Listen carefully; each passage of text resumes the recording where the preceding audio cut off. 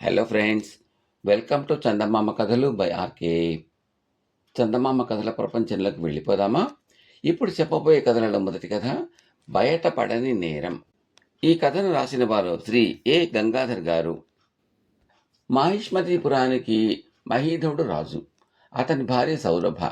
భార్య అంటే రాజుకు ఎంతో అభిమానం. ఆమె మనసు ఏమాత్రం నొచ్చుకున్నా అతను అమితంగా బాధపడిపోయేవాడు. అందుచేత అతను ఆమె మనసు కష్టపెట్టే పనులు జరగకుండా చాలా జాగ్రత్త పడేవాడు. ఒకవేళ ఏ కారణం చేతనన్నా తన మనసుకు బాధ కలిగినా సౌరభ ఆ విషయాన్ని తన భర్తకు తెలియనిచ్చేది కాదు. మాహిష్మతి నగరానికి సమీపంలోని అశ్వముఖం అనే ఒక చిన్న కొండ ఉన్నది. ఆ కొండ మీది ప్రకృతి దృశ్యాలు ఎంతో సుందరంగానూ ఆనందదాయకంగానూ ఉండేవి. అందుచేత రాజు తరచూ అక్కడికి బాహ్యానికి వెళ్ళి వస్తూ ఉండేవాడు. ఆ ప్రదేశం ఎంత మనోహరంగా ఉండేదంటే గంధర్వులు, ఖేచరులు, కిన్నెరులు, కింపురుషులు మొదలైన వారు తరచుగా ఆ కొండ మీదకి దిగి విహారాలు చేస్తూ ఉండేవారు. అలా విహారం చేయటానికి అశ్వముఖం మీదకి వచ్చిన ఒక గంధర్వ స్త్రీ అక్కడ మహీధవుని చూసి మోహించింది. ఆమె అతని ఎదుట ప్రత్యక్షమై తాను ఎవరో తెలుపుకొని కొంతకాలం తన భార్యగా ఏలుకోమని అతన్ని వేడుకున్నది. కానీ సౌరభకు సవితిని తెచ్చిపెట్టడం ఇష్టం లేక రాజు ఆ గంధర్వ స్త్రీ కోరిక నిరాకరించి తన నగరానికి వెళ్ళిపోయాడు. రాజుకు సౌరభ పట్ల అంతటి గౌరవం ఉన్నప్పటికీ అతను మరొక భార్యను చేసుకోక తప్పలేదు.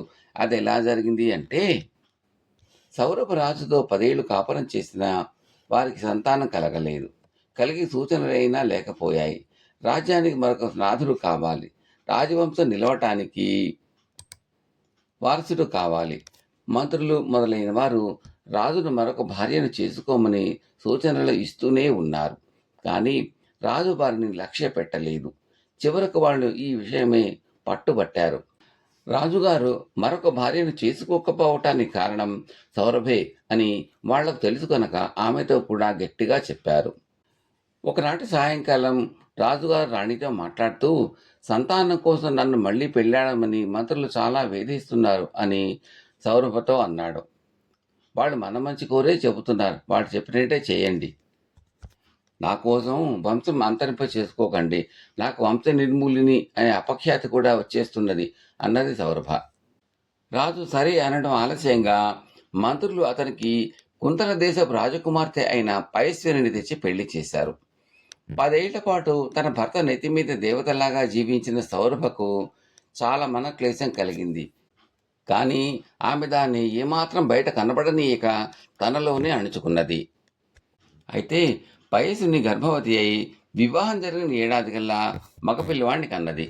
దానితో సౌరభకు నరకంలో పడిపోయినట్టయింది. పయస్విని భావి రాజమాత. తనకు ఎలాంటి భవిష్యత్తు లేదు. సౌరభకు మతిపోతున్నది. పయస్విని తన భర్తను పెళ్లాడిన ప్రయోజనం సిద్ధించింది. ఇక ఆమె తనకు అడ్డంగా దేనికి? రాజు ఆమెను వదిలేయవచ్చు, కానీ అందుకు ఎవరూ ఒప్పుకోరు. అందుచేత పయస్విని చచ్చిపోవాలని సౌరభ నిశ్చయించుకున్నది. ఆమెకు యుక్తాయుక్త విచక్షణ కూడా పోయింది. పయస్విని ఇంకా బాలింతురాలుగా ఉండగానే ఒకనాటి రాత్రి సౌరభ ఆమెకు పాలల్లో విషం కలిపి ఇచ్చింది. పయస్విని ఆ పాలు తాగి మరణించింది. పయస్విని చనిపోయాక సౌరభకు పూనకం దిగిపోయినట్టయింది. తాను చేసిన పని అత్యంత కిరాతకమైనదని, తన సవతిని హత్య చేసి తన భర్తతో ఏమీ ఎరగనట్టు సుఖించడం తనకు సాధ్యమయ్యే పని కాదని గ్రహించి సౌరభ ఆత్మహత్య చేసుకోవటానికి నిశ్చయించుకుంది.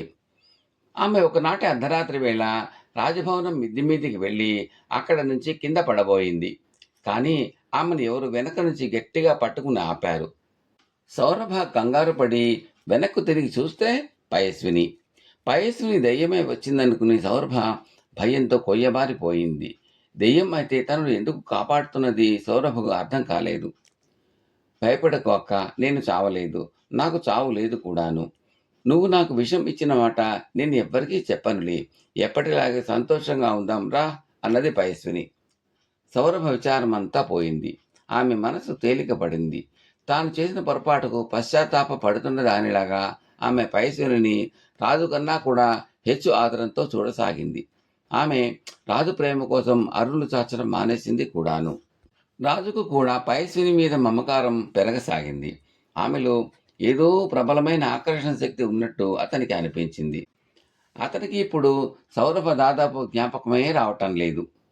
అతను అశ్వముఖానికి విహారార్థం వెళితే పైశ్వినిని, తన కుమారుణ్ణి కూడా తీసుకుని పోతూ ఉండేవాడు. కుమారుడు పుట్టి 5, 6 ఏళ్లు గడిచాయి. ఒకనాడు రాజు, పైశ్విని కుమారుడు అశ్వముఖం మీద విహరిస్తున్నారు. ఇంతలో రాజకుమారుడు చెట్ల మధ్యగా ఎగిరే పక్షిని ఒకదాన్ని తల ఎత్తి చూస్తూ నడిచి వెళ్ళి కొండ చివరి నుంచి జారి కింద లోయలో పడిపోయాడు. రాజు పెద్దగా కేక పెట్టాడు. మరుక్షణమే పైశ్విని పరిగెత్తుకుంటూ వెళ్ళి కొండాంచు నుంచి కిందకి దూకేసింది. కొద్ది క్షణాల వ్యవధిలో తన కొడుకు, తన భార్య పోయి భయ దుఃఖాలతో కట్టెలాగా అయిపోయిన రాజు కుమారుని క్షేమంగా చేతుల్లో పట్టుకుని పైశ్విని లోయలో నుంచి కొండపైకి వస్తూ ఉండటం చూసి నిర్ఘాంతపోయాడు. పైశ్విని రాజును సమీపించి రాజకుమారుని దించి దొరికిపోయిన దొంగలాగా రాజు ముందు తల వంచుకుని నుంచుంది. అంత ఎత్తు నుంచి లోయలోకి పడిపోయిన వారిద్దరూ క్షేమంగా నడిచి వస్తూ ఉండడం చూసి రాజు ఆమెతో, ఎవరు నువ్వు? నిజంగా పైశ్వినివేనా, నా భార్యవేనా అని అడిగాడు. ఆమె తల ఎత్తి, నేను పైశ్విని కాను. ఒకప్పుడు నిన్ను మోహించి వరించిన గంధర్వ స్త్రీని. నీ భార్య పైశ్విని చచ్చిపోయి 5 ఏళ్లయింది. ఆమె చనిపోయిన వెంటనే నేను ఆమె శరీరంలో ప్రవేశించి నీ కొడుకు తల్లి లేని కొరత తీర్చాను. దానితో పాటు నా చిరకాల వాంఛ కూడా తీర్చుకుని నీకు 5 ఏళ్ల పాటు భార్యగా ఉన్నాను. నీ పెద్ద భార్య యోగినిలాగా జీవిస్తున్నది. వెళ్ళి ఆమెతో సుఖంగా ఉండు అన్నది. మరుక్షణం పైశ్విని పడిపోయింది. ఆమెలో జీవం లేదు. రాజు తన కొడుకుతో తిరిగి వచ్చి సౌరభ మీద ఎప్పటిలాగే ప్రేమగా ఉంటూ రాజ్యం చేశాడు. కథ సమాప్తం. తరువాతి కథ పెద్ద దిక్కు. ఈ కథను రాసిన వారు శ్రీమతి కె శేషుప్రభ, మద్రాసు. అనగా అనగా ఒక ఊర్లో ఒక బ్రాహ్మణ దంపతులు ఉండేవారు. ఆ బ్రాహ్మణుడి భార్య వట్టి అమాయకురాలు. ఎప్పుడూ ఏదో ఒక తెలివి తక్కువ పని చేసి భర్త చేత చీవాట్లు తింటూ ఉండేది. ఇలాంటి తెలివి తక్కువ దాన్ని కట్టుకున్నానే అని ఆ బ్రాహ్మణుడు తనని తాను తిట్టుకుంటూ ఎలాగో సంసారం సాగిస్తున్నాడు. ఆ సంవత్సరం వేసంకాలం రాకముందే 2 నెలలకు సరిపోయేటట్టుగా ఉప్పు, చింతపండు, మిరపకాయలు, కందులు, పెసలు, మినుములు ఒకటేమిటి ఇంటికి కావలసిన వెచ్చాలన్నీ తెచ్చి పడేసి, వసే రాబోయేది చైత్ర వైశాఖాలు, అప్పుడు ఎండల్లో పోయి తేవడం కష్టమని కావలసిన వెచ్చాలన్నీ ఇప్పుడే తెచ్చాను. అన్నీ ఇప్పుడే వాడేయకు, మళ్ళీ నేను తేలేను అని భార్యతో చెప్పాడు ఆ బ్రాహ్మణుడు. రాబోయేది చైత్ర వైశాఖాలు అంటే ఎవరో మనుషులేమో అనుకున్నది ఆ వెర్రిబాగులది. అలాగే ఉంచుతాలండి అంది. ఆ రోజు మొదలు చైత్ర వైశాఖాలు ఎప్పుడు మన ఇంటికి వస్తారా, ఎప్పుడు ఈ సరుకులన్నీ ఇచ్చి పుణ్యం కట్టుకుంటానా అని ఎదురు చూడసాగింది మన వెర్రిబాగులది. ఇలా ఉండగా బ్రాహ్మణుడు ఒకసారి ఏదో పని మీద పక్క ఊరికి పోవలసి వచ్చింది. ఉసేవు, నేను తెచ్చిన సరుకులన్నీ వాడేసేవు సుమా, రాబోయేది చైత్ర వైశాఖాలు అని చెప్పి వెళ్ళిపోయాడు. ఈ మాటలు పక్క ఇంట్లో ఉన్న 2 కాపులు విన్నారు. బ్రాహ్మణుడి భార్య ఒట్టి తెలివి తక్కువదని వాళ్ళిద్దరికీ కూడా బాగా తెలుసు. అందుచేత బ్రాహ్మణుడు ఊరికి వెళ్ళిన మర్నాడు కాపులిద్దరు మారువేషాలు వేసుకుని, కాబిళ్ళు వేసుకుని బ్రాహ్మణుడి ఇంటికి వచ్చి, మేము చైత్ర వైశాఖాలము, నీ భర్త మాకు వెచ్చాలిస్తానని చెప్పాడు, పట్టుకుపోదామని వచ్చాం అన్నారు. అమాయకురాలిన బ్రాహ్మణుడి భార్య పాపం వాళ్ళు చెప్పింది నిజమేనని నమ్మి వాళ్ళిద్దరికీ పీట వేసి కూర్చోపెట్టి సరుకులన్నీ వారికి సమర్పించుకుంది. మరి 4 రోజులకు బ్రాహ్మణుడు తిరిగి వచ్చాడు. ఏమండోయ్, మీరు చెప్పినట్టు వాళ్ళు వచ్చి వెళ్ళారు అన్నది ఆమె. ఎవరు తమ ఇంటికి వస్తున్నట్టు చెప్పని ఆ బ్రాహ్మణుడు, ఎవరు వచ్చింది అన్నాడు అయోమయంగా. అదేనండి, మీరు చెప్పారు కదా చైత్ర వైశాఖాలని, వాళ్ళు మన ఇంటికి వచ్చారు. మీరు వచ్చేదాకా వాళ్ళని ఆపడం ఎందుకని మీరు వాళ్ళ కోసం తెచ్చిన వెచ్చాలన్నీ ఇచ్చి పంపాను అన్నది గొప్పగా. బ్రాహ్మణుడు అయోమయంతో నోరెళ్లపెట్టి, ఓసిరి తెలివి మంట, చైత్ర వైశాఖాలు ఏమిటి, రావడం ఏమిటి? చైత్ర వైశాఖాలు అంటే నెలల పేర్లు. ఆ 2 నెలలు ఎండాకాలం, అందుకని చైత్ర వైశాఖాలు వస్తున్నాయని చెప్పాను. ఇదా నువ్వు చేసిన ఘనకార్యం అంటూ చివాట్లు పెట్టాడు. మళ్ళీ రోజులు గడిచినాయి. బ్రాహ్మణుడి భార్య మాత్రం రోజు ఏదో ఒక తెలివి తక్కువ పని చేసి భర్త చేత చిపాట తినని రోజు లేదు. బ్రాహ్మణుడి ప్రాణం విసిగెత్తిపోయి, మన కొంపలో పెద్ద దిక్కు అంటూ ఒకటి లేకపోవడం చేతనే నీ బుద్ధి ఇలా బుగ్గి అవుతోంది. పెద్ద దిక్కంటూ ఒకటి కొంపలో ఉంటే నీ ఆటలు ఇలా సాగుతాయా అని కసురుకున్నాడు. అంతే. ఇది వినగానే బ్రాహ్మణుడి భార్య ఆలోచనలో పడింది. పెద్ద దిక్కు అంటే ఏమిటి అని. ఎలాగైనా ఒక పెద్ద దిక్కును సంపాదించుకుంటే భర్త చేత ఈ చివాట్లు తప్పును కదా అనుకుంది. ఇంటికి వచ్చిపోయే వారితో నల్లా ఆమె మా ఇంట్లో కూడా ఒక పెద్ద దిక్కుంటే ఎంత బాగుండును అని అంటూ ఉండేది ఆనాటి నుంచీను. ఈ సంగతి ఆ నోట ఒక మోసగాడికి తెలిసింది. ఆ బ్రాహ్మణుని భార్యను మోసగించాలని వాడు తట్ట నిండా గడ్డితో చేసిన బొమ్మల్ని నింపుకొని పెద్ద దిక్కోయమ్మ పెద్ద దిక్కు, పెద్ద దిక్కోయమ్మ పెద్ద దిక్కు అని కేక వేసుకుంటూ బ్రాహ్మణుడి ఇంటి ముందుగా అటు ఇటు తిరగసాగాడు. ఈ కేక వినేసరికి బ్రాహ్మణుడి భార్యకి ప్రాణాలు లేచి వచ్చినట్టయింది. వెంటనే ఆమె ఆ అబ్బిని పిలిచి బేరం చేసింది. వాడు బుట్టదింపగానే ఇవేనా పెద్ద దిక్కులు అని అడిగింది. అవునమ్మా, పెద్ద దిక్కులు ఇవే, చూడండి ఎన్ని ఉన్నాయో అన్నాడు. ఒక్కో పెద్ద దిక్కు ఎంత అన్నదామె. 200 అన్నాడు. అమ్మయ్యో, అంత డబ్బే! 200 ఎక్కడి నుంచి తేగలను, ఎలా మరి అన్నది. కావలిస్తే ఏదైనా విలువైన వస్తువు వచ్చి తీసుకోండమ్మా, దాందేముంది అన్నాడు. అయితే సరే, ఇదిగో నా మెళ్ళో ఈ బంగారు గొలుసు తీసుకో, తీసుకొని నాకు ఆ పెద్ద దిక్కు నీవు అన్నది. ఆ వచ్చినవాడు అలాగే తీసుకోవమ్మా అని ఆ నిక్షేపం లాంటి బంగారం గొలుసు తీసుకొని ఒక పెద్ద దిక్కు ఇచ్చేసి తన దారిని తాను వెళ్ళిపోయాడు. ఈ గొడవంతా జరిగేటప్పుడు బ్రాహ్మణుడి ఇంటి దగ్గర లేడు.